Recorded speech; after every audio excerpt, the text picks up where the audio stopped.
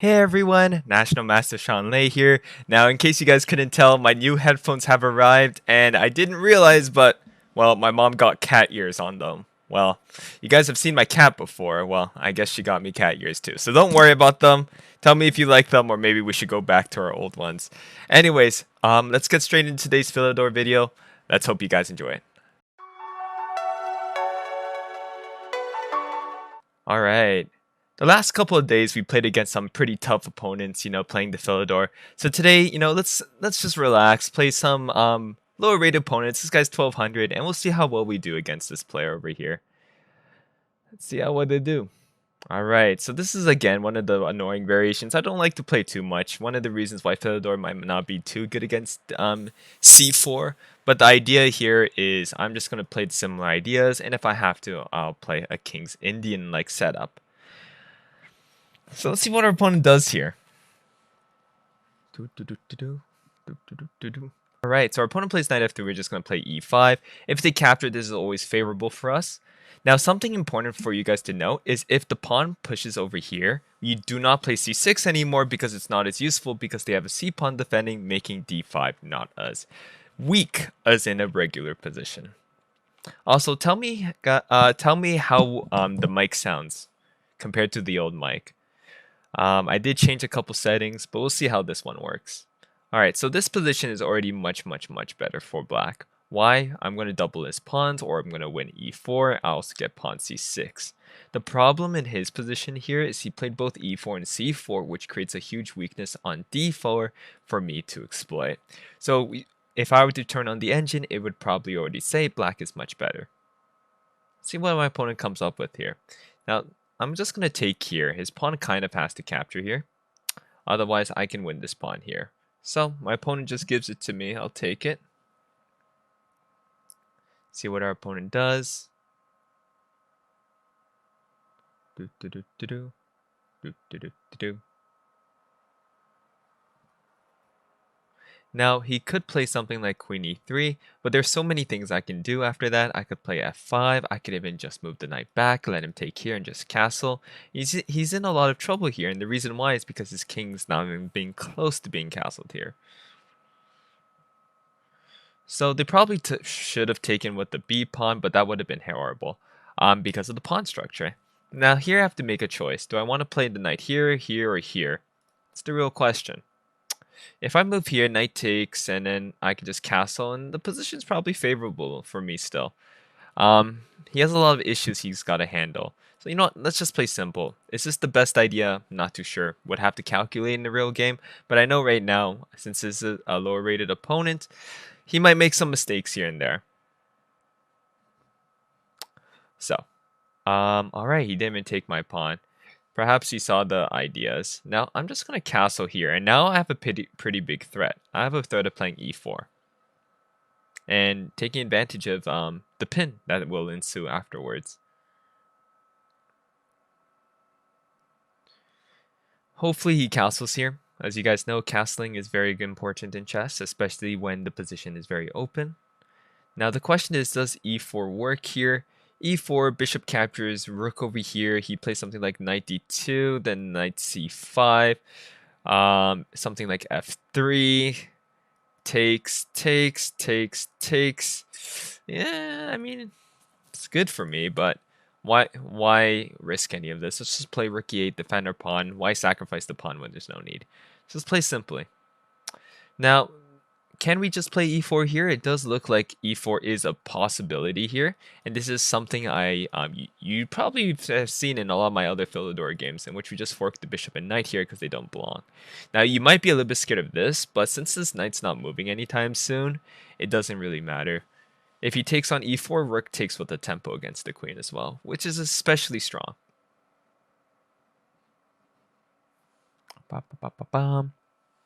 So let's just take this guy over here. Again, there's no threats against us, so we don't really need to be worried.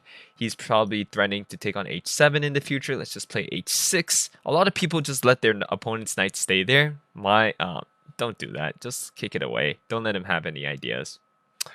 And again, the interview has been postponed for a week.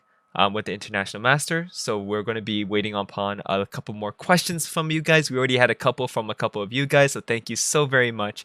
If you guys have any questions for him, make sure to tell me in the comment section below. It'll be very useful. Now here, I see that the only way I can lose in this position is if some funny business happens here. So I'm just going to move pawn c6, get my queen out of this diagonal, and just develop my pieces. If I just develop my pieces normally, there's no way my opponent can win here because I'm just up too much. Yeah, let's just play queen c7.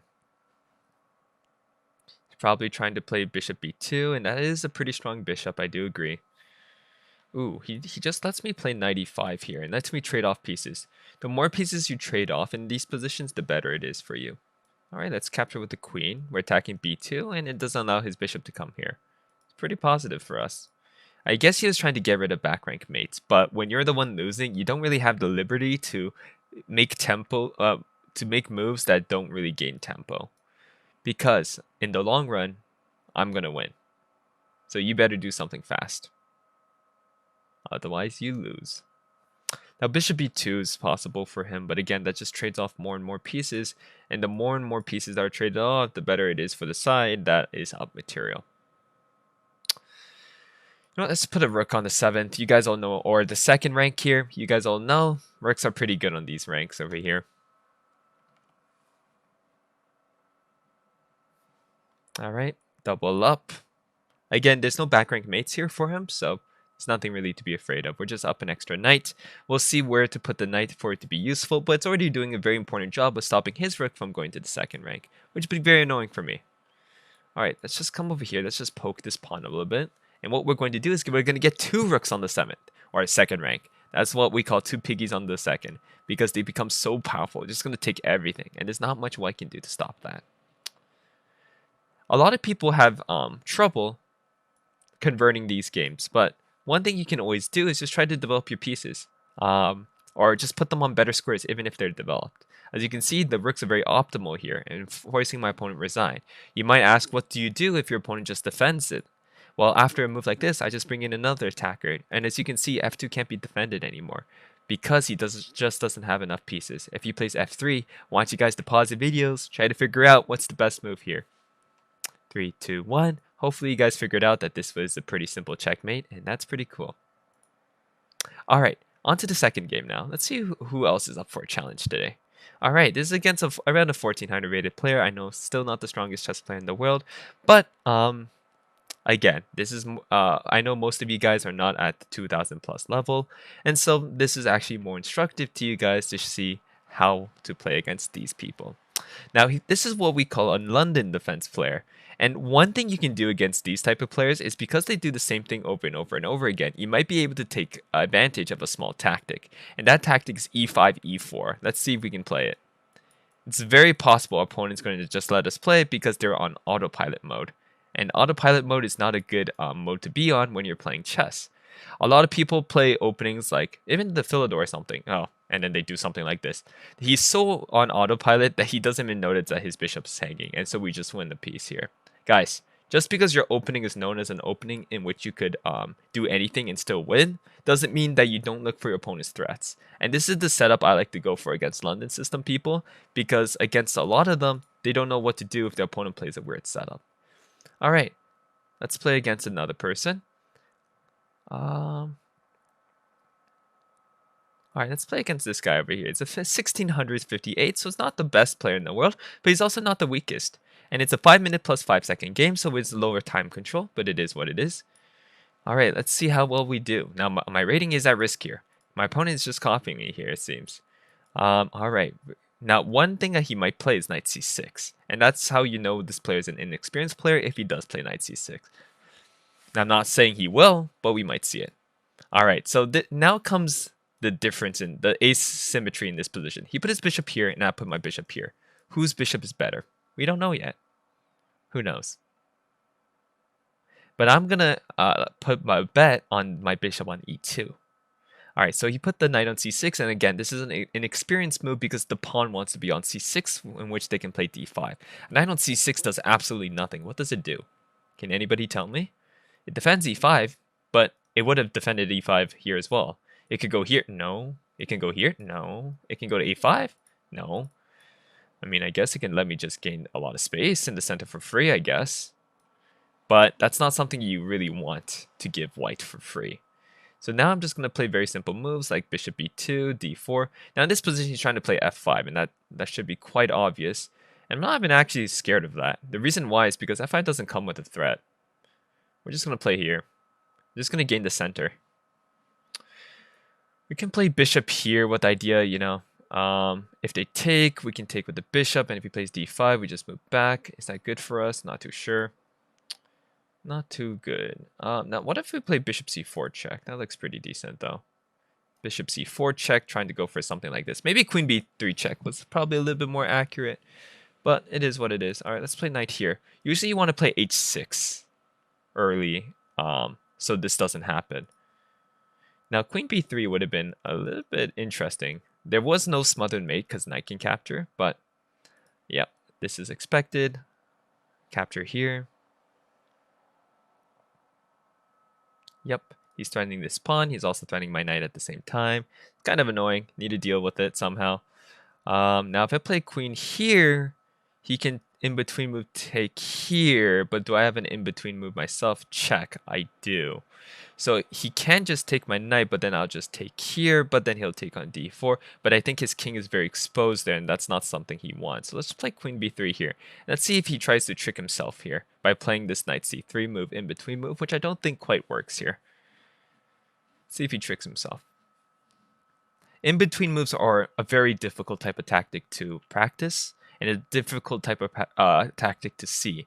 But if you get really good at them, they will become a deadly weapon that will be very useful, especially against stronger players. Because this is where most people mess up. And that's not saying I don't mess up here. I mess up here all the time as well. But again, practice makes perfect.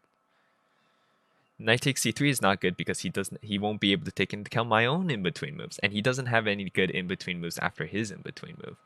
So there's no in-between move in between the in-between move. Alright, so he chose this move, which is fine, as expected. But now there's some discovery attacks here that could be very annoying to him. Is he going to take on d4? d4 is a trap that I wanted him to fall for. Let's see if he falls for it, though. Now, if he does nothing, I just have this a very simple knight of 3 here. Alright, let's take back here, and let's see if he takes.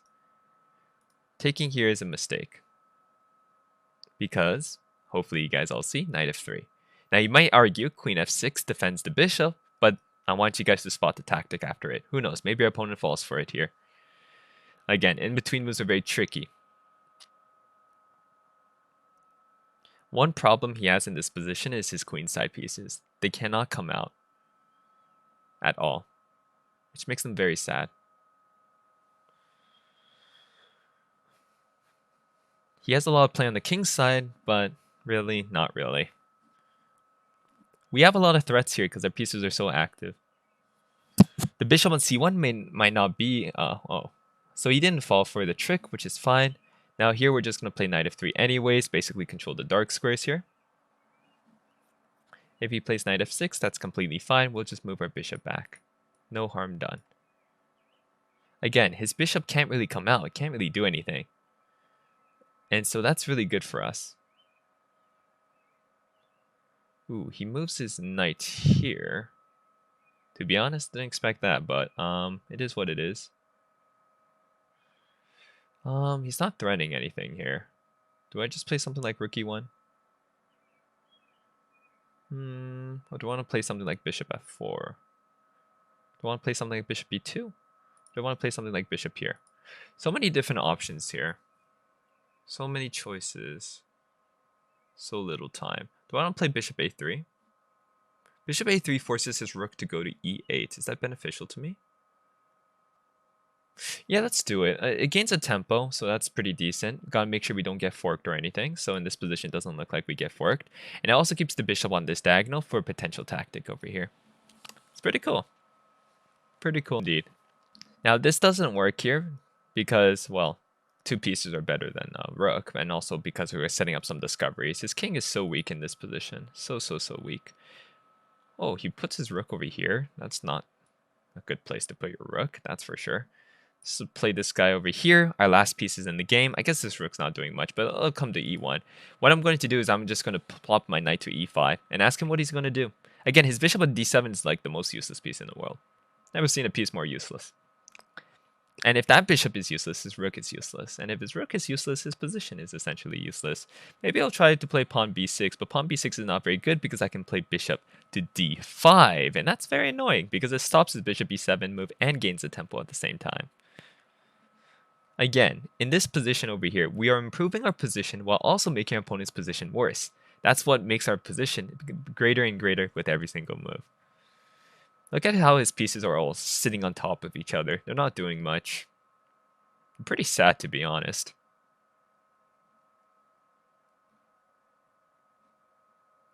So, while he's thinking, I think it's a good time to think about any threats he might have against us. To be honest, don't really see any. Knight d6 is met with bishop d5. Bishop d7 is met with like knight e5. Everything seems to be met with knight e5 or bishop d5. What if he just plays h5? Well, h5 doesn't really do much. Maybe g5 looks a little bit spooky, but then knight e5 just wins the game because knight f7 check is just so deadly.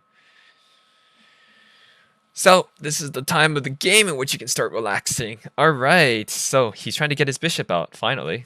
But it's a little bit too late, I feel.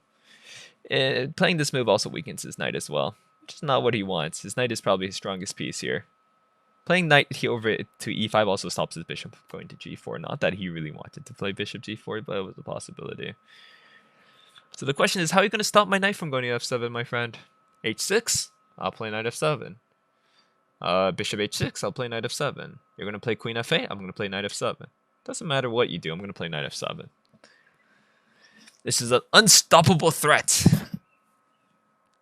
The only way to stop unstoppable threats is to go for counterplay, but luckily for us, well, not really luckily, we calculated, but there is none for our opponent because his pieces are so bad. Bishop is blocked, other bishop's blocked, the rook is blocked, the rook is blocking the bishop. The knight is good, but a knight by itself isn't very useful. So we're just squishing, constricting our opponent, just like my favorite chess player in the world, Mr. Nimzovich. It's my favorite playstyle. A couple of people call this boring, but I find it really fun. It's the no counterplay setup. Tell me in the comment section below what your type of playstyle is. I'm definitely the constrictor, the person who squeezes my life force out of them. Not fun for them, but definitely fun for me. Alright, so it seems to me he seems to have given up on his rook, so I will happily take it. Let's see our opponent's idea.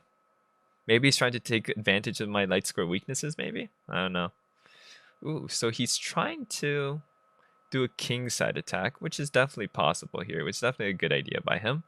Now, let's just play here, and he's going to play bishop h3, but then I have a move like, well, queen a2, I believe, and that seems fine. Now, I need to be scared of the, some threats here and there, but we should be fine for the most part. Let's calculate here, then we play bishop h3, queen f2. Yeah, should be fine. So a little bit of counterplay here. Definitely a good idea from our opponent here. When you're losing, it's better to give up an exchange than have no counterplay whatsoever. If bishop here, you don't want to play knight queen here because then knight here would be very deadly. So instead what we're going to do is we're going to play queen here. Now he doesn't do that. Alright, so now to limit our opponent's counterplay, we're going to ask him to trade pieces. We want to trade pieces because the more pieces traded off, the easier it is for us to secure a victory. So let's try to trade off this bishop. It's also the most annoying bishop because he was trying to play bishop a3. Now that we stopped that, we're basically stopping all his threats. Alright, let's take it.